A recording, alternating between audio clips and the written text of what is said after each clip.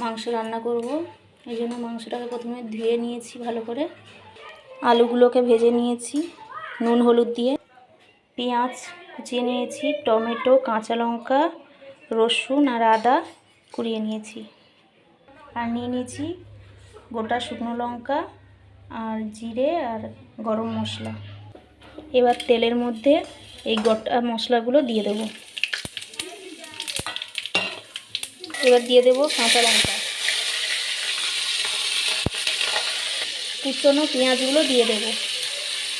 পেঁয়াজটা লাল করে ভাজা হয়ে গেছে, এবার আমি মাংসগুলো দিয়ে দেবো, দিয়ে ভালো করে ভেজে নেব। আমি কিন্তু মাংসে কোনো লবণ হলুদ কোনো মশলাই দেইনি, এমনি মাংসটাকে 2 থেকে 3 মিনিট ভালো করে ভেজে নেব।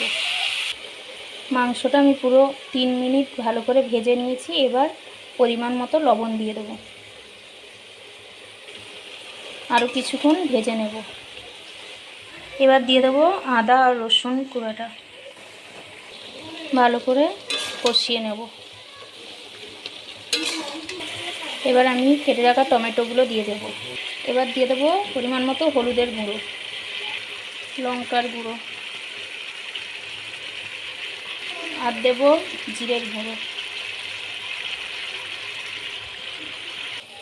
এবার ভালো করে কষিয়ে নেব। দেখো কালারটা কত সুন্দর এসছে। ভেজে রাখা আলুগুলো এবার দিয়ে দেবো। আমি জল দিয়ে দিয়েছি।